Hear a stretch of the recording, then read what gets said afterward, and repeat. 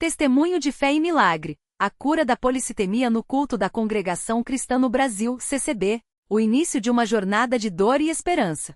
Era uma tarde de sábado, em um pequeno município do interior de São Paulo, onde o sol caía suavemente sobre as ruas de terra e as casas simples, pintadas de cores desbotadas pelo tempo. O ar cheirava a café recém-coado e pão caseiro, enquanto as crianças brincavam descalças nos quintais, rindo sem preocupações.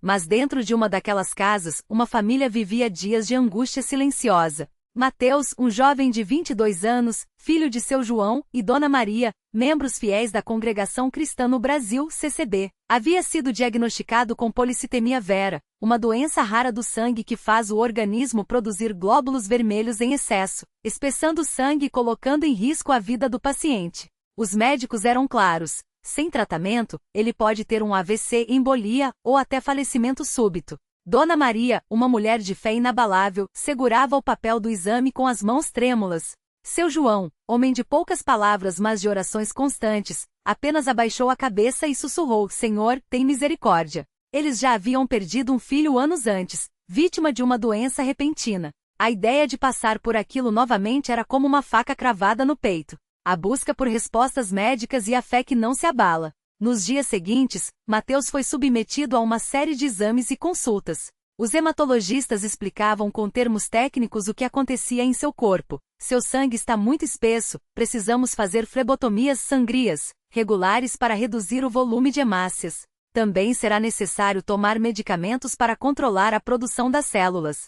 Mateus ouvia tudo em silêncio, mas seu coração gritava. Ele era um jovem cheio de sonhos, queria se casar, ter uma família, servir a Deus na obra do Senhor. Como poderia viver assim, dependente de sangrias e remédios pelo resto da vida? Uma noite, depois de mais um dia exaustivo de consultas, ele se ajoelhou ao lado da cama e chorou. Deus, por que eu? Por que agora? Eu só quero servir a ti, trabalhar na seara. Se for da tua vontade, me cura. Mas se não for, dá-me forças para suportar. Sua mãe, que o ouvirá chorar, entrou no quarto e se ajoelhou ao seu lado. Filho, não desanime.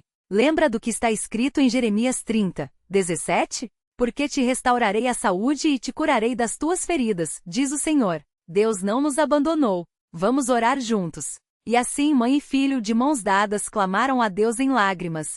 A decisão de confiar plenamente em Deus. Os dias se passaram, e Mateus começou o tratamento. As flebotomias o deixavam fraco, pálido, como se a cada punção uma parte de sua força fosse sugada junto com o sangue. Os medicamentos causavam náuseas e tonturas. Mas mesmo assim, ele não faltava aos cultos. Na CCB, ele era conhecido por seu zelo. Sempre chegava cedo para ajudar a organizar os hinos, arrumar as cadeiras, receber os irmãos com um sorriso. Mesmo doente, seu coração ardia pelo trabalho do Senhor. Um domingo, após o culto da manhã, o presbítero Antônio, homem de barba branca e voz firme, aproximou-se dele. Mateus, ouvi falar do seu problema. Como você está se sentindo?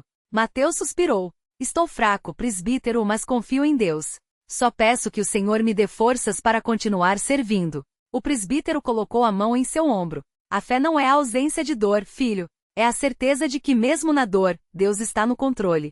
Continue firme. E não deixe de vir aos cultos. Às vezes, o milagre está justamente onde menos esperamos. O culto que mudaria tudo. Era uma quinta-feira à noite, dia de culto de doutrina na CCB. O templo estava cheio, os irmãos cantavam com fervor. Oh, quão bom é confiar no Senhor, e ter nele a nossa esperança. Feliz é aquele que em ti confia. Ó Deus de amor, ó Deus de graça. Mateus sentia-se especialmente fraco aquela noite. A flebotomia do dia anterior o havia deixado tonto e as pernas tremiam. Mesmo assim, ele estava lá sentado ao lado dos pais, tentando se concentrar nas palavras do ministro da palavra. O ministro, um homem de voz grave e postura serena, falava sobre a fé que move montanhas. Irmãos, Deus não mudou. Ele ainda opera milagres. Não é pela nossa justiça, mas pela sua misericórdia. Se crermos, veremos a glória de Deus. De repente, enquanto o ministro falava, Mateus sentiu algo estranho.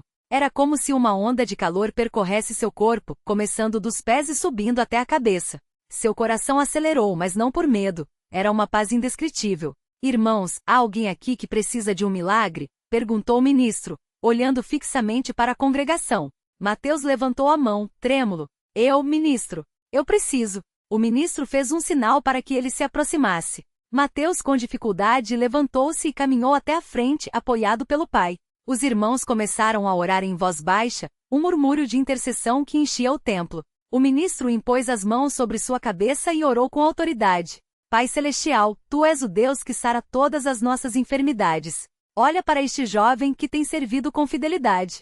Se é da Tua vontade, restaura seu sangue, purifica seu corpo, e dá-lhe saúde completa. Em nome de Jesus, amém. Nesse momento, Mateus sentiu como se algo se rompesse dentro dele. Uma liberação espiritual, como se grilhões invisíveis se partissem. Ele caiu de joelhos e lágrimas escorriam sem controle. O milagre confirmado. Nos dias seguintes, Mateus notou algo diferente. A fraqueza havia diminuído.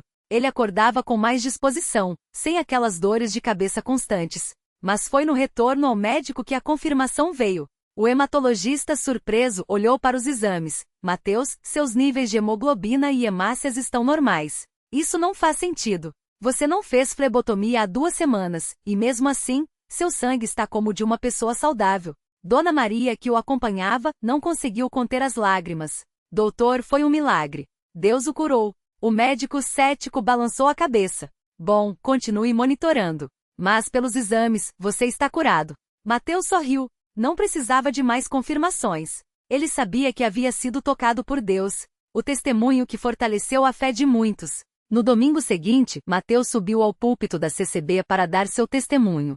Sua voz tremia de emoção enquanto contava tudo o que havia passado.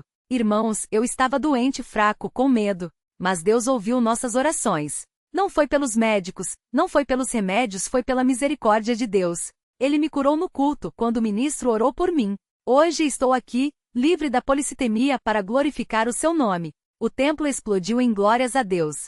Muitos choravam, outros levantavam as mãos em adoração. Uma irmã, que sofria de depressão há anos, aproximou-se dele depois e disse: seu testemunho me deu esperança.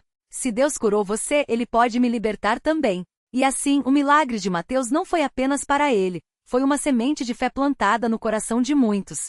A vida após a cura, um chamado para servir. Nos meses que se seguiram, Mateus redobrou seu zelo pela obra do Senhor. Ele passou a visitar enfermos, orar pelos necessitados, e até mesmo pregar em cultos de doutrina quando era convidado. Um dia, o presbítero Antônio o chamou para uma conversa. Mateus, Deus te deu um domingo.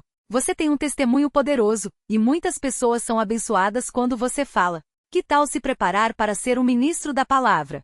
Mateus sentiu o coração arder. Era como se Deus estivesse abrindo uma porta que ele nem sequer havia imaginado. Se for da vontade de Deus, estarei pronto, respondeu, humildemente. Um novo desafio, a aprovação que veio para fortalecer. Mas a jornada de Mateus não seria apenas de vitórias. Satanás não fica parado quando uma alma é usada por Deus. Certo dia, um irmão da congregação, invejoso de sua influência, começou a espalhar boatos. Ele diz que foi curado, mas será que não é tudo encenação? Quem garante que os exames não foram falsificados? As murmurações chegaram aos ouvidos de Mateus. Ele ficou ferido, mas não surpreso. Jesus havia avisado: no mundo tereis aflições. Seu João, sábio, o aconselhou: filho, quando o trigo cresce, o joio aparece. Não dê atenção. Deus conhece seu coração. Continue firme. E foi o que ele fez. Em vez de revidar, Mateus orou por aquele irmão. Dias depois, o mesmo homem que o havia caluniado adoeceu gravemente.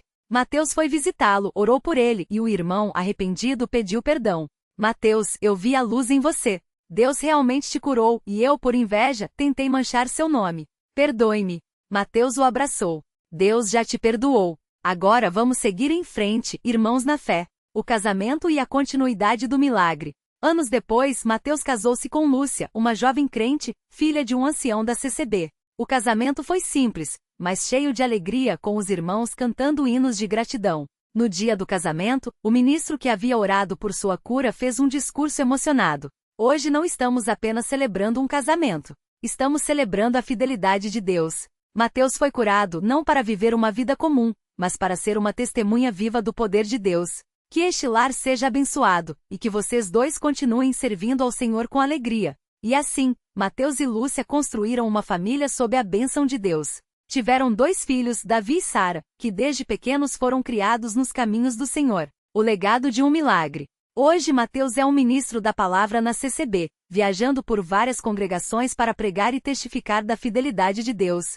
Sempre que possível, ele visita hospitais, ora pelos enfermos e lembra a todos. Deus não mudou. Ele ainda opera milagres. Não importa quão grande seja sua enfermidade, quão profunda seja sua dor, se você crer, verá a glória de Deus. E assim, a história de um jovem que foi curado da policitemia em um culto da CCB continua a inspirar gerações, provando que quando o homem diz, é impossível, Deus diz, eu sou possível. Epílogo, uma reflexão para o leitor. Se você está passando por uma enfermidade, uma luta, uma prova que parece não ter fim, lembre-se de Mateus. Lembre-se de que Deus não abandonou você. Talvez a cura não venha da forma que você espera, mas ele tem um propósito. Como está escrito em Salmos 30, 2. Senhor, meu Deus, a ti clamei por socorro, e tu me saraste. A fé não é a ausência de problemas, é a certeza de que no meio deles, Deus está agindo. Que este testemunho fortaleça sua fé e o leve a confiar mais no Senhor, porque Ele é fiel, e seu amor dura para sempre. Glória a Deus pelas maravilhas que Ele opera. Que este relato seja uma bênção em sua vida. Fim do testemunho. Compartilhe esta história para que mais pessoas sejam encorajadas na fé.